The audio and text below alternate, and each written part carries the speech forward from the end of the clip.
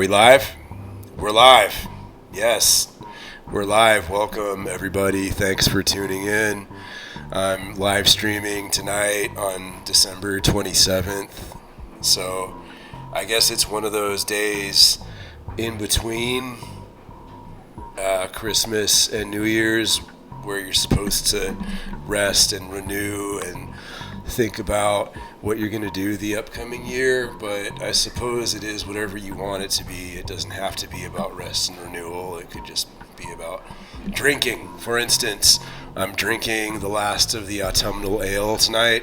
We'll move on to our winter wines and spirits starting tomorrow night, and that's what we'll be involved with for the next couple of months. Okay? All right. Thank you for paying attention to that meaningless spiel. I'm going to talk to you about the A's tonight, the Sacramento A's. They were 76 and 86 last year, 2025 season. Definitely a team of the future.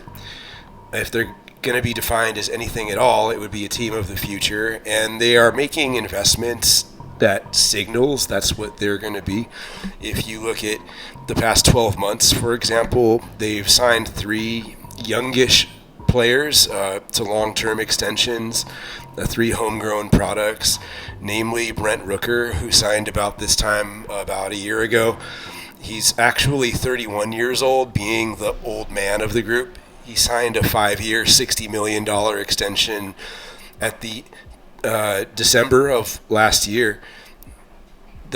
Another player that you might want to look at is Lawrence Butler. He's another player that signed one of those extensions in the past 12 months. Lawrence signed for a 7-year, $65.5 million extension last year. He was absolutely starting to bust out last season. I saw a few games he played against the Angels, which is a team that I follow from home, and he's definitely a unique talent. So look out for good things from him in the near future. Lawrence Butler, really toolsy player. Anyways, Tyler Soderstrom is the last of the 3 key young core players that the A's have signed to an extension in the past 12 months. He signed to a 7-year, $86 million extension recently that has escalators in the deal that I believe can propel him up to earning upwards of about $113 million. He hit for a .276 average last year, had an on-base percentage of .346 and slugged .474. So to go along with 25 homers and 93 RBIs, he's absolutely someone capable of a lot more, 40 home runs plus in the upcoming seasons. I heard he has a very elite exit velocity. Tends to hit the ball very hard. Last year, in addition, he transitioned over from first base to outfield, and he finished as a finalist for Gold Glove as an outfielder. So, great player himself. Soderstrom, Butler, and Rooker are those 3 core players they've locked up long term. GM David Forst has stated the focus is absolutely on what the team is going to look like in 2028. That's going to be supposedly the next window of contention for them when they move to their new park in Las Vegas. There's still some up in the air sort of insecurities about that ballpark regarding the infrastructure surrounding it.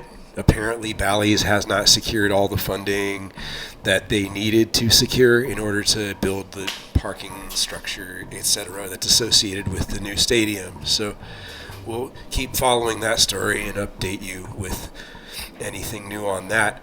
It's interesting to know that 2 players I haven't mentioned that are kind of young, part of the young core of the team, would be the rookie shortstop of last year, Jacob Wilson. He was on my fantasy team, did great for me, hit .311, has very unique socks and batting stance, so he's just an interesting player to look at.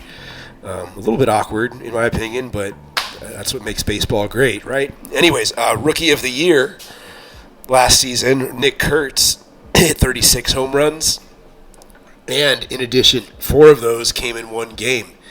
If I'm not mistaken, against the Angels. I'm not sure. He hit some shots off the Angels pitching staff last year. Just absolute moonshots. The guy's a beast. So it's interesting to notice that I've gone over 5 young players now on the offensive side of the ball that might be able to carry the A's into the future and be part of the next great A's contender. I have not mentioned second baseman Jeff McNeil, which, if you look at the fact that he was a 2022 batting champion and he's had some great moments in his career, he's nothing to snub your nose at as well. Although, considering his relatively advanced age compared to the rest of the A's, he is probably going to be a bridge player, a definite upgrade at second base. So I'm not a big fan of their ownership group. I really think they did Oakland dirty. The A's did, specifically the owner, John Fisher. There was some serious drama between the team and the city of Oakland, and just in my mind, the people of Oakland got screwed. He's committed to spending more than the $118 million that John Fisher committed to the team last year on payroll. He's also discussed a couple of other vague things in terms of bringing in partners to help fund the ballpark infrastructure. He hasn't really called out anybody specific as far as who those partners are, so I just don't like the guy. It's a very interesting team, not an awful team. Finishing 76 and 86 is, I guess, mediocre, not pitiful. And we'll follow this team into the future and see how they progress. All right, thanks for listening. Have a good night. Adios. Or good morning, whatever time of day you're watching. All right, peace be with you. Bye-bye.